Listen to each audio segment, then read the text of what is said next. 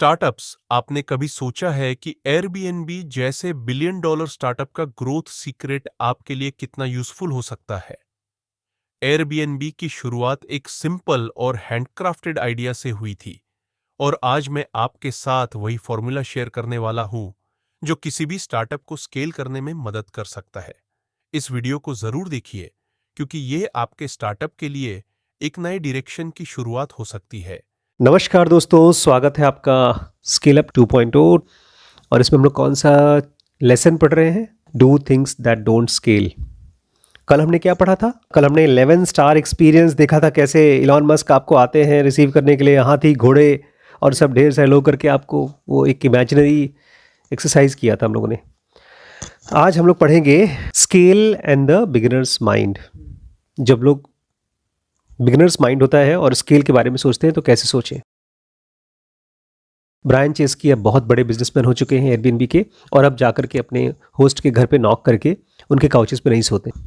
अब एयरबीएनबी वैसी कंपनी नहीं है जैसी पहले थी जिसके बारे में हमने बात किया। अब बहुत बड़ी कंपनी हो चुकी है, पब्लिक कंपनी हो चुकी है, लोगों के पास इसके शेयर हो चुके हैं। लेकिन आज भी हैंड क्राफ्टिंग, मतलब अपने कस्टमर्स के लिए वो चीज़ें करना जो उनको एकदम खुश कर दे, हैंड क्राफ्ट करना, वो अभी भी उनके लिए बहुत इंपॉर्टेंट है। वो हैंडक्राफ्ट करने के लिए बहुत क्लोज कॉन्टैक्ट्स के साथ रिलाई करते हैं। ऐसा नहीं कि फ़ोन पे बात कर लो, किसी कंपनी को बोल दो वो कर ले, ऐसा नहीं, खुद करवाते हैं। और ऐसे होस्ट से जिनके साथ वो बहुत लंबे समय से कनेक्टेड हैं, ताकि वो डिज़ाइन और स्ट्रैटेजी में इनपुट ले सकें। किसमें? डिज़ाइन और स्ट्रैटेजी बहुत इंपॉर्टेंट है। एप्पल, गूगल, सभी बड़ी बड़ी कंपनीज ये दोनों पर बहुत पैसा खर्च करती हैं, बिलियंस ऑफ डॉलर्स डिज़ाइन और स्ट्रैटेजी पे।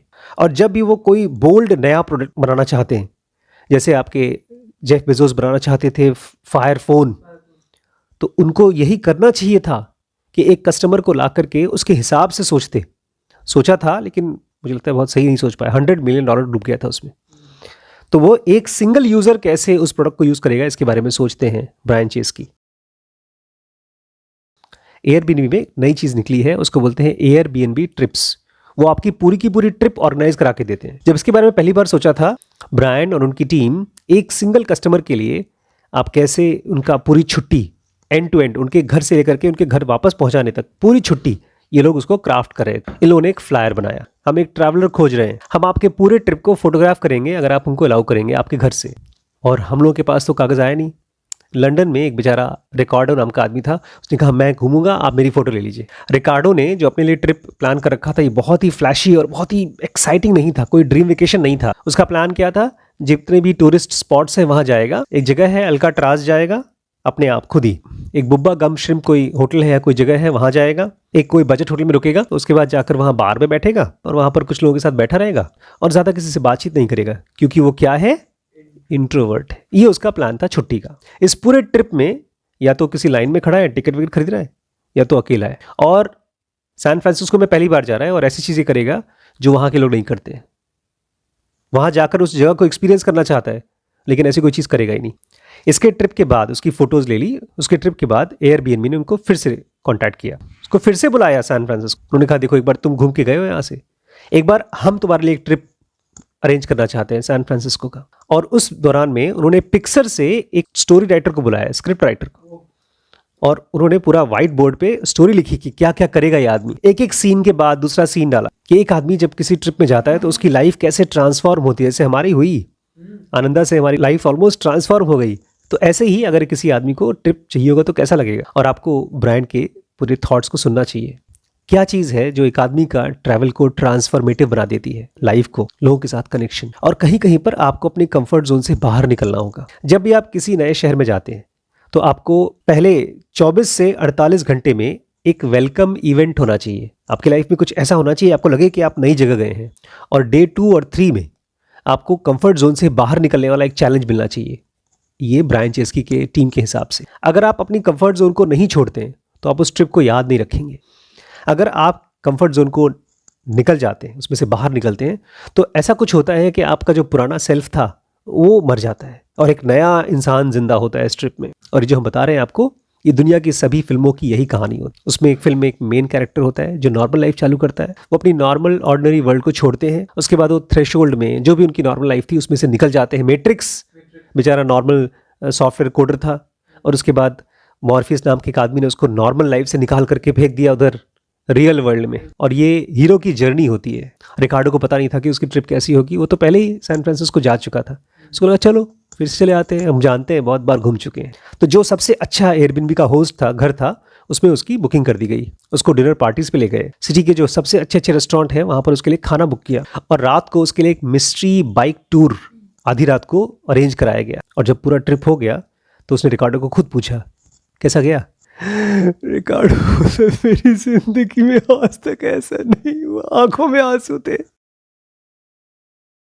ये जो एक्सपेरिमेंट था ये स्केल नहीं हो सकता, ऐसा ये लोग हर किसी के लिए नहीं कर सकते। एयरबीएनबी के पास मिलियंस कस्टमर्स हैं, तो हर कस्टमर के लिए वो लोग उनका ट्रिप का हैंडक्राफ्ट नहीं कर सकते।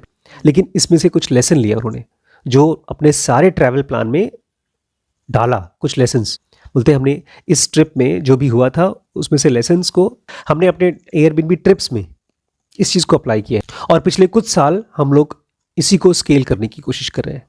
ब्रायन का दिमाग ये कहता है कि मैं डिज़ाइन करूंगा और फिर रीडिज़ाइन करूंगा और फिर रीडिज़ाइन करूंगा एयरबीएनबी के एक्सपीरियंस को। सबसे पहले मैं एक्सपेरिमेंट करूंगा एक आदमी के लेवल पे, और उसके बाद उसमें से जो मैं सीखूंगा वो एक लार्जर प्रोग्राम में अप्लाई करूंगा।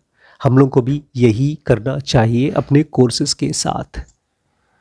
एक कोर्स के साथ एक आदमी को अप्लाई करके सोचना चाहिए कि उसको कैसे एक ट्रांसफॉर्मेशन फील होगी from the beginning to the end. लेकिन जैसे जैसे आपकी कंपनी बड़ी होती जाती है तो किसी भी चीज़ को हैंडक्राफ्ट करना मुश्किल हो जाता है। ब्रायन बोलते हैं आज भी कि मुझे पता है जब कंपनी छोटी होती है आपके पास पैसे नहीं होते, लेकिन वो ही टाइम है, बोलते मैं मिस करता हूँ, आई मिस दोज टाइम्स। बोलते एक बड़ी कंपनी होना बहुत अच्छी चीज़ है, लेकिन जो सबसे बड़े बड़े जंप लेंगे, जो सबसे बड़े बड़े ग्रोथ करेंगे, जो सबसे बड़े बड़े इनोवेशंस करेंगे, जो भी आपके कंपनी में होगा वो तभी होगा जब आप खुद एक छोटी कंपनी है। द बिगिनर्स माइंड, जब आपकी कंपनी एकदम छोटी है, आप अपने प्रोडक्ट को इंडिविजुअल लेवल पे एक्सपेरिमेंट कर रहे हैं, वो सबसे इंपॉर्टेंट फेज है किसी कंपनी का। Do things that don't scale, that is the most important part. हम लोग सोचते हैं नहीं नहीं अभी बना दो, बाद में देखा जाएगा, बाद कभी आएगा ही नहीं। आपकी जो ग्रेट कंपनी है वो ग्रेट बनती है जब आप एक इंडिविजुअल कस्टमर को एकदम छोटे लेवल पे कनेक्ट करके उसकी लाइफ को ट्रांसफॉर्म करते हैं अपने प्रोडक्ट से। हम लोग ऊपर टॉयलेट यूज़ करते हैं, हम लोग जब छोटे से थे तो इंडियन टॉयलेट यूज़ करते थे, अब वेस्टर्न टॉयलेट यूज़ करते हैं। सभी टॉयलेट्स में एक छोटी सी चीज़ होती है, उसका फ्लश, उस फ्लश का शेप ऐसे होता है, एस शेप होता है। उस एस शेप की वजह से उसमें पानी होता है। जब आप पानी डालते हैं तो आपका टॉयलेट तो फ्लश हो जाता है, लेकिन उसमें फ्रेश वाटर बचा रहता है।